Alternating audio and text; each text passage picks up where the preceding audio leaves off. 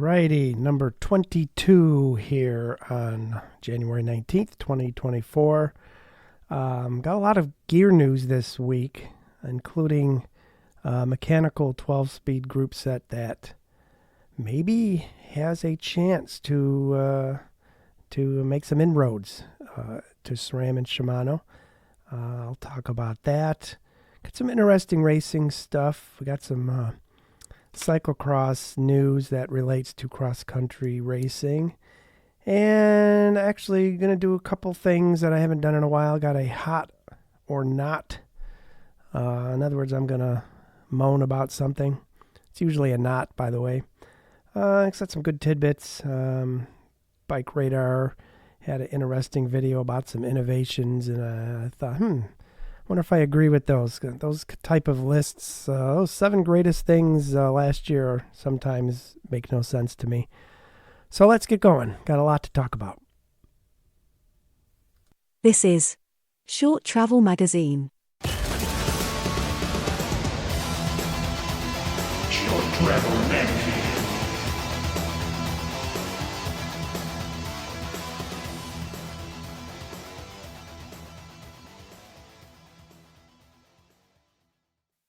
Interesting tidbits. Curated just for you. All right, a couple quick tidbits here. First off, Single Tracks had an article called "It's Time for Mountain Bikes to Lose Some Weight. Mountain bikes are getting too heavy. It's time for designers to prioritize lighter weights again." I just cracked up at that one. There's no way in the world they're going to do that. I don't believe. They've creeped up in weight without question quite a bit in some cases. Now, cross-country bikes have only went up 3 to 5 pounds, I guess, over the last 10 years or so. But you very rarely hear much talk about new products coming out that weigh less than the previous generation. That was always kind of the deciding factor for me. Would I want a new SRAM group set, for example? Would the new XTR group set that came out, it's usually lighter from generation to generation. I mean, that's kind of typically how it used to go. That was one of the points of a new generation, was that they would shake. Now, they didn't generally shake a lot of weight off. You may only be, an ounce or two, but that went out the window quite a while ago. Each version of seemingly all but the crazy exotic, the German wheels from Bike Ahead, are 300 grams light. Not that stuff. I'm talking about the kind of OEM stuff from the big companies that shows up on your new $11,000 or $12,000 mountain bike. Just take, SRAM Axis and Eagle, for example. You got your 11-speed, which I have, the XX1. That was extremely light. In fact, if you pick up an 11-speed XX1 mountain bike derailleur, which I have sitting right here, it is almost unbelievably lightweight. Now, granted, it didn't have to deal with that big 50-tooth chainring, which is really what caused much of the weight gain, but still, it is a vastly lighter cassette and derailleur. It's by half a pound in some cases. Now, granted, it looks a little wimpier, but I mean, people use those for years with no more breakdowns or broken derailleurs than they have now, in my opinion. So when the Eagle Axis, when regular Eagle came out, there was no way really to shave. They shaved a few ounces from the cranks by using hollow carbon and all that type of thing. Even the chain rings, the direct mount chain rings, the SL versions of the SRAM one by chain rings, really, if you look at the difference between the originals, I have one of each sitting here. Then the SL, the latest versions, were quite heavily machined. Now, you're only talking a couple grams on a direct mount chainring. I get that.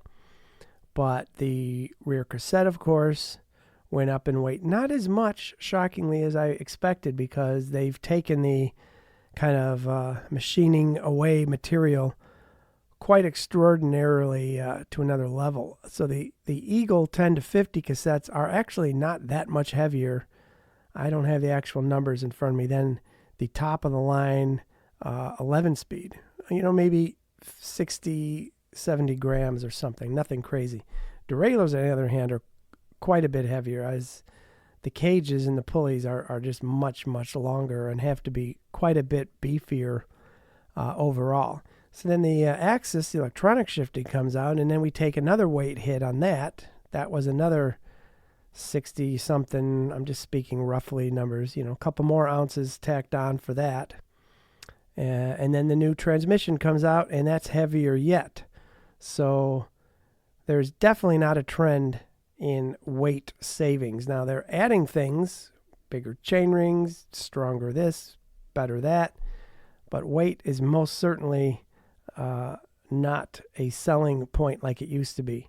And that's not all bad. I mean, durability really is probably just, if not more important than weight. But the single track article's point is that this is kind of being done to every single part of a mountain bike. And it starts adding up. 2 ounces here, 2 ounces there. Handlebars are got wider and they need a little more carbon. They're a couple ounces. And then you need 4-pot brakes because everything's going faster, and those weigh a couple ounces more. And on and on and on and on. Next thing you know, you're tacking on pounds. Does it matter in the end? Obviously not. These pros all are riding about the same bike, so they're all their bikes are within, I'd say, I'm not going to sound all Euro, a kilo. I'm sticking with pounds. They're all probably within a pound or two, no doubt about it. The tires have gotten heavier and thicker and larger. The rim widths have gotten wider, which means more material. What else? You name it. So, 30 pounds for a lightweight kind of heavy cross-country bike is completely normal now. 30 pounds is probably not bad. If you look at some of the newest Trek super calibers, all except the super crazy expensive ones, they're 27, 28 pounds. That's without pedals. And bikes usually weigh a little more than what they say on their website anyway. So I agree. I think that actually was a good article. It's at singletracks.com. And, they don't have it all wrong. I think they're probably right. It would be nice if things, humans, are still the same. We still have the same basic amount of muscle and power. So when our bikes get heavier and heavier, I don't know, that's not necessarily a good thing. So good for them. On an unrelated, although slightly related, Bike Radar had a great article. Great meaning couldn't be more obvious if you tried. 11 tech innovations that transformed mountain biking forever. Wait to hear this list. Really, I was wondering if AI wrote this list. Purpose-built mountain bikes is number 1. Well, of course, that's the whole point of mountain biking, is that it started when a purpose-built mountain bike was created. Suspension. Yes, dropper post, which I still don't have. I've never had one, so I can't comment on that. Disc brakes, 29ers, tubeless tires, 1x drivetrains, and here's one I don't get. Long and slack geometry. Why that's a better thing for everybody, I have no idea. I don't like it.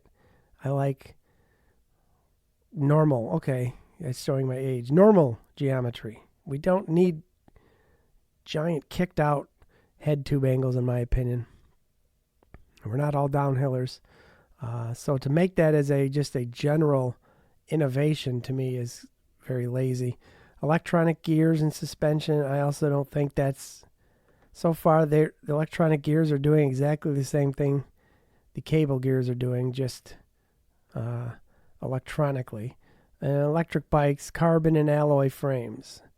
I don't think carbon, other than weight, I don't know. I don't think the material for a frame is really a huge innovation, in my opinion. But anyway, so that's their list. And every single one of those things adds weight to over an old-fashioned mountain bike. Every single one of them. So I guess they do go kind of hand in hand. 29ers, I would argue, I still don't see, if everybody rides the same big wheels, then it didn't really benefit or make anybody particularly faster if everybody rides them. So I'm starting to sound like an old grumpy retro grouch. So we better move on before I keep putting my foot in my mouth here. The one thing interesting about Scott, the majority owner of Scott, is actually a South Korean company. Now that was surprising to me. I assumed Scott was a Swiss-based company. I think that's where they were based out of. I know they were European, even though they had a big history in the U.S. for quite a while. I should probably look that up before I started blabbing here. But anyway, majority owned by a South Korean company, and they gave him a huge loan, 160 some odd million bucks. Now, I don't know if that means they're hurting like everybody else, and they actually have a nice source of cash to keep them going for a while, but still, that's a lot of money for a company to get, and it's a loan, so I don't know.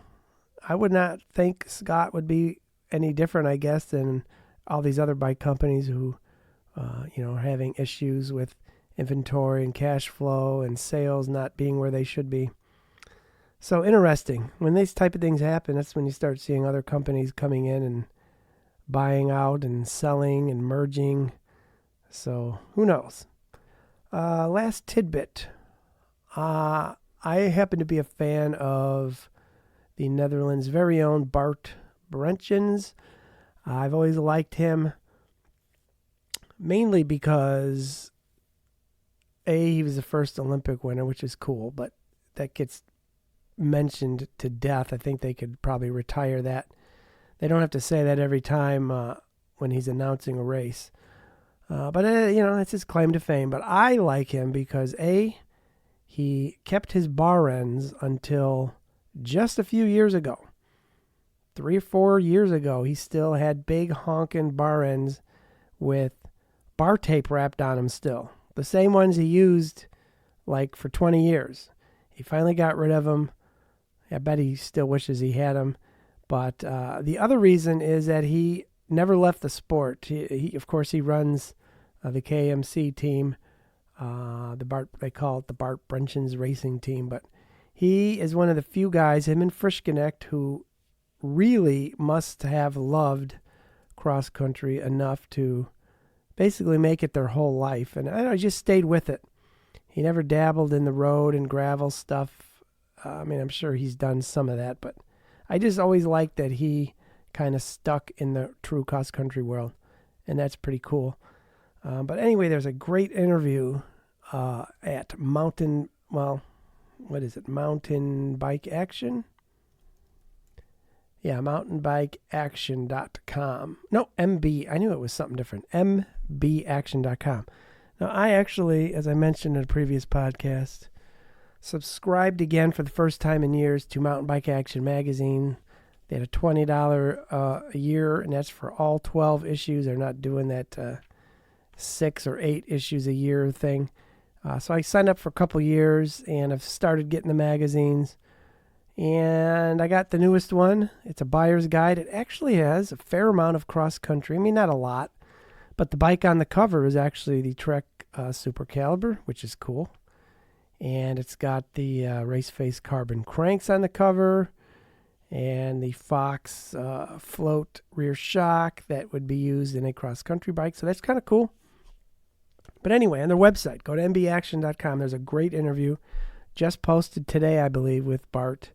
And it's just all text, but it's good. It asks him some kind of obvious questions that I was wondering about. And it was a good read. Kind of give you a little insight into things that I've never heard about him.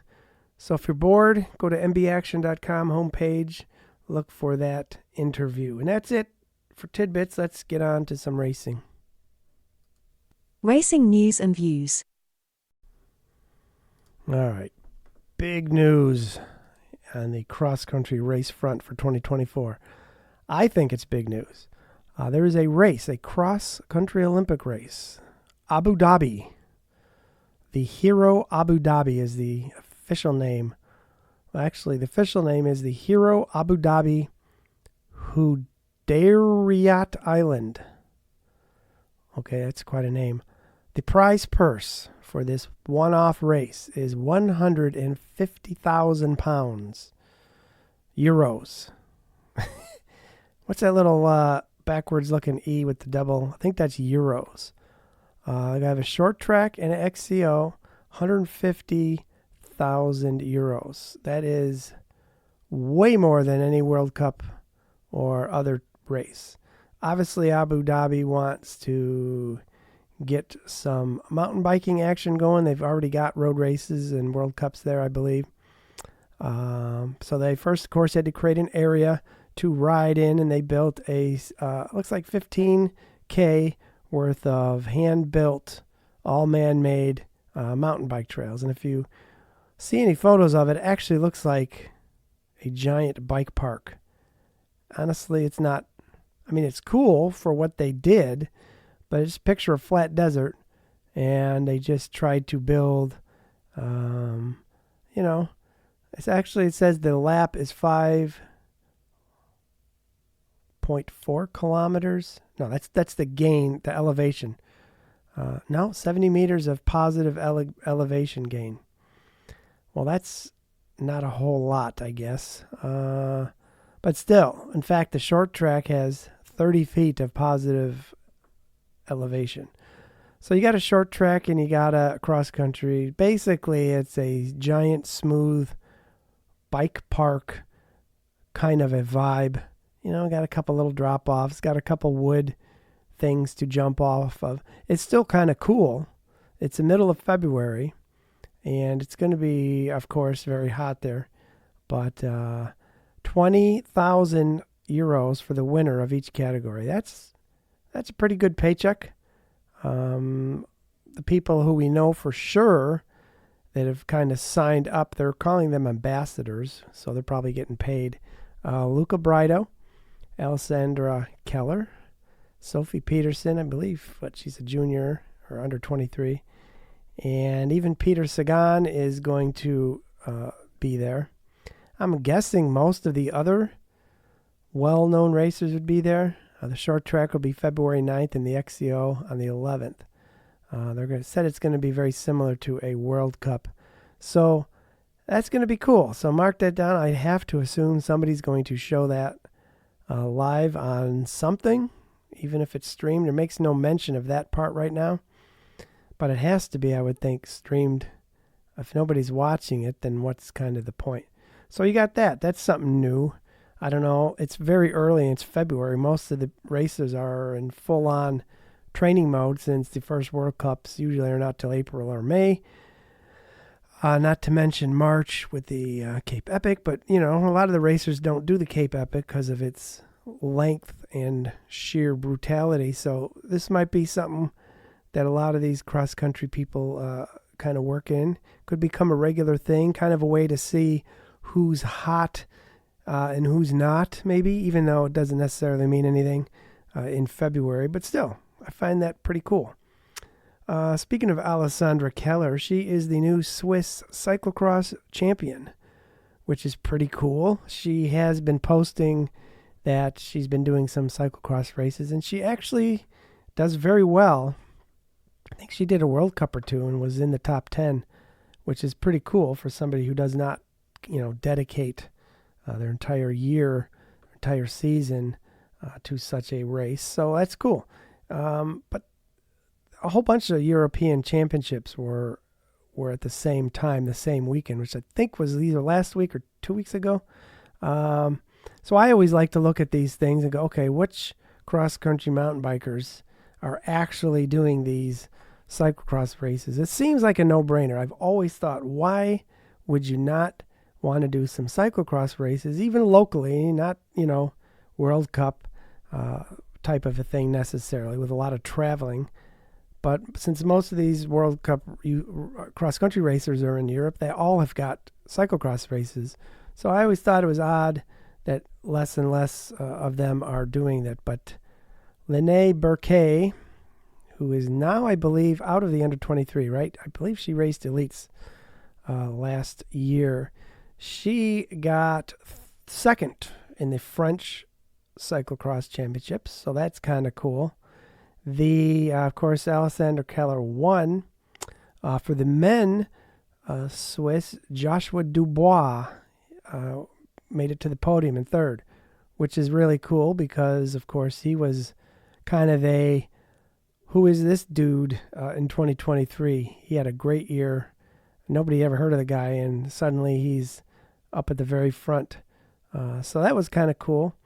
And then, of course, you have Elizabeth Brendow, which I mentioned not too long ago on the podcast. She was a, big mountain biker. She kind of disappeared, and she's on a comeback. And I believe she won the German cyclocross. My page where I was checking this stuff out seems to be missing from my list. So, of course, you got Puck. Puck is the Dutch cyclocross champion, and she, of course, had to race Fem Van Empel and Ceylin Alvarado to get this win. So that actually is a huge deal. So she is the national champion of Deutschland. Is it Deutschland? Dutch? I don't know. I can never remember all the different names for these things. So that's kind of cool. Lars Foster used to do some cross. I think he's still doing some, but he didn't show up on any of the podiums. So, there are some people who I guess do both. It'd be kind of fun to see a few more of them. Pauline Ferrand-Prévot, of course, didn't do any this year, and she had a horrible cross experience last year. I can understand why she wouldn't want to do that. So that's that, and let's do a little tidbit, a little trivia. Which country had last year the most UCI cross-country Olympic races in the whole world? Which country had the most UCI cross-country races? I won't keep you waiting. I was very surprised. Spain had the most. I don't know why. I would have never thought of Spain. I mean, they get an occasional World Cup there. Lots of road action, of course, but I was very surprised at that. Now, they do have a cool series, that a lot of the World Cup people do, kind of as warm-ups, if you will. I believe those are mainly in Spain. But I 33 of them they had. So that's pretty amazing. So remember that. If you ever get to Spain, you could probably find a race to do. Snow bike championships. That's the last bit of racing news I love to talk about. First ever snow bike world championships. Now, I find it interesting. They call it snow bike because unlike here in the Midwest, upper Midwest, they don't ride fat bikes. They're literally doing like Super G, like ski with the flags you have to go around, and dual slaloms in the snow on regular mountain bikes. I always thought it'd be cool if the UCI had a fat bike world championships, but that, of course, is going on in Leadville. I think it might be this weekend, actually. I know it's very soon. Is it over? I don't know. I meant to follow up on that. Did not. So they have a snow bike world championship. Now, is anybody going to give a hoot? I don't know. It's February 10th through 11th.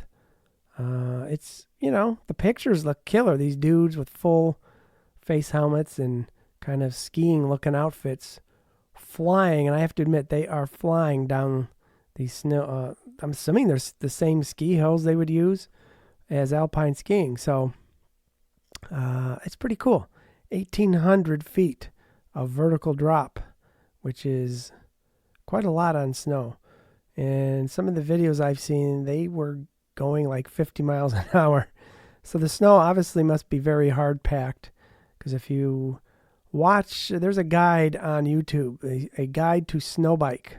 The UCI put it out. All you need to know about snow biking. It's a pretty cool video.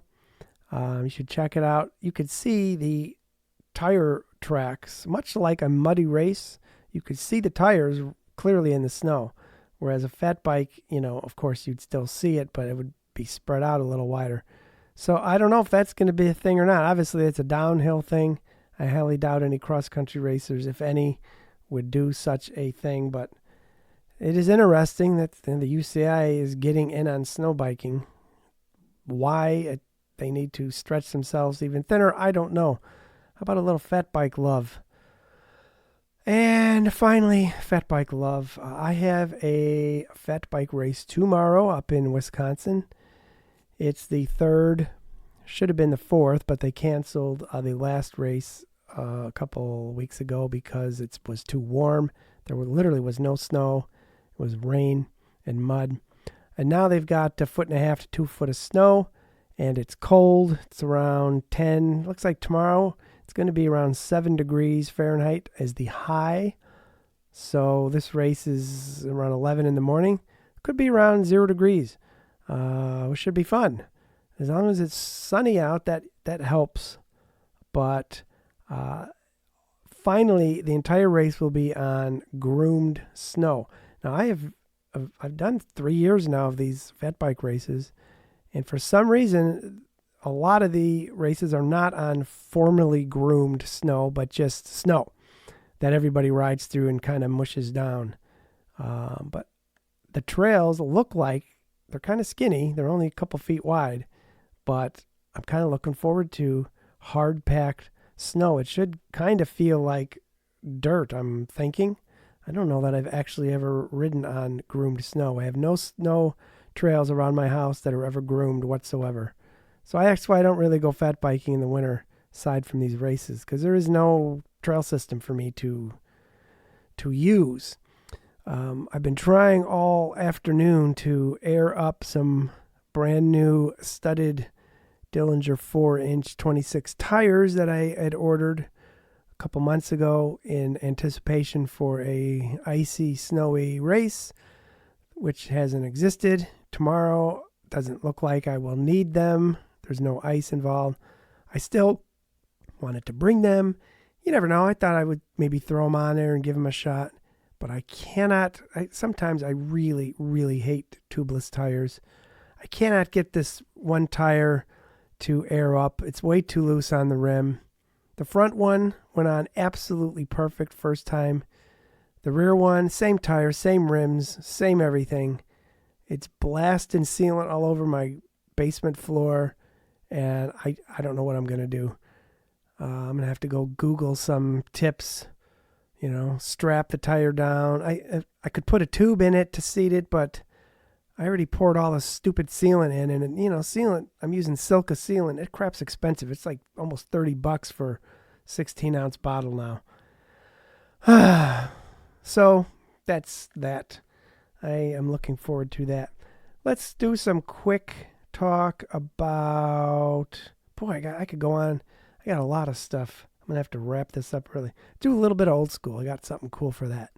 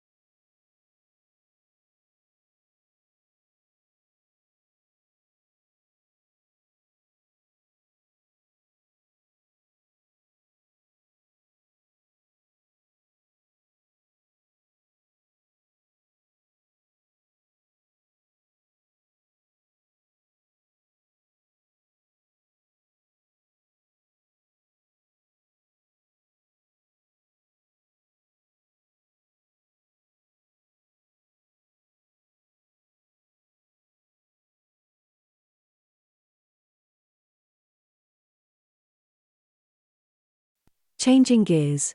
More new stuff we don't really need. All right. Who is this new 12-speed mechanical group set?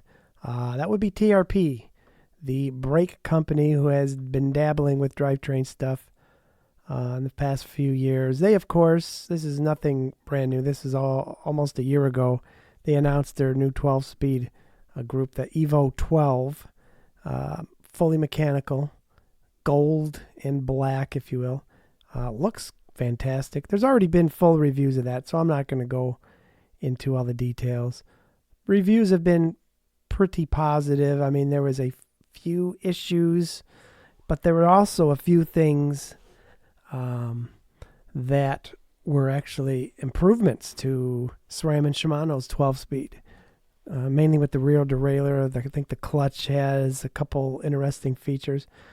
They have no cranks formally. I mean, I believe they look like FSA cranks or somebody else's cranks. I'm not sure. Maybe they're their own. It says, that they're labeled as TRP. But anyway, they look just like the SRAM or the FSA cranks. But the reason I brought it up is originally I'd say it's no big deal. They don't have a chance. Everybody's moving to electronic. But, not everybody is. And options like this at the high end, it doesn't really do any good if, Shimano keeps making, let's say, a Dior level or an SLX level mechanical group set, because nobody in the right mind would race with that at the top level. But that all comes to a head because Bart Brenchen's team, the KMC team, they had SRAM Axis on there, I believe, the last few years. I don't know if they were formally sponsored. I don't think they had their logos on their clothes. So I'm assuming maybe they were paying for it outright, or I don't know. It doesn't matter. The point is they are now using this TRP Evo 12 system for 24, the whole team, which is pretty cool. That's kind of one thing I liked. I like two of the teams the best. I like the Rock Rider team, and I always liked Bart's team because he and Rock Rider would have some brands and components that none of the other big ones would dare use, or not say dare as if that's not the right term, but they just wouldn't use because the big guys, the big Shimanos of the world, have got the money, and of course they're going to sponsor the biggest, best teams. But these slightly smaller teams, they can get away with the things. So they're using TRP brakes and the whole group set. I believe they were using Magura brakes the last few years, if I remember correctly. So that's kind of a big deal. I mean, this is, hey, we're going to see these products at the World Cup level. And KMC has some pretty good racers. I mean, they're not necessarily always podium winners, but they're active at the World Cup, and that might only help things. Maybe in a couple years you'll see a revision to the Evo 12 that makes it even better. But it's lightweight. It's actually, they say it's 1 gram lighter than XX1 and 2 grams lighter than XTR, which basically means it's the exact same weight. So that's a wash there. So that's kind of cool. And they use a microspline free hub, so they don't have to deal with patents. It said they don't have to make up their own. So I don't know. They're going to have alloy and carbon cranks with the MRP wave tooth pattern on the chainring. MRP you don't hear much about. They mainly make chain guides, and they've been around a very long time. They make forks and chain rings, but you just don't see that at the cross country kind of market almost at all. Occasionally you'll see a chain guide from MRP, but they're using their patented tooth profile for the chain rings. So it's kind of cool. They kind of, brought in some elements from all over. The cassettes are first thing I do when I see a group set is go, how much does the cassette cost? Because that to me is always, that's the worst. $400 for a crank, I don't care. That thing will probably be on my bike forever.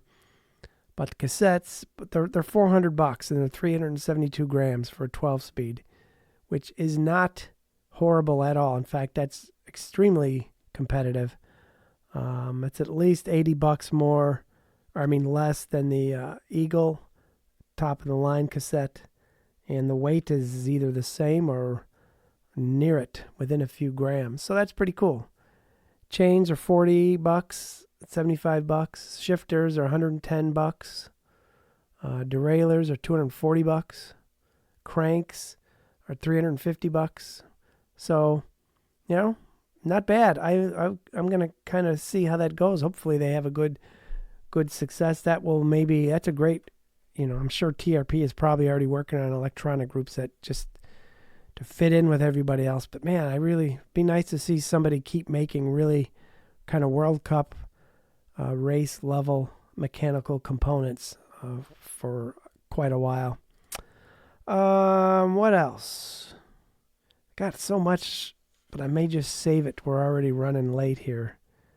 Yeah, I think we're gonna wrap it up here, and I'll do a quick hot or not, like I said I would in the intro, and then we're done. Here we go.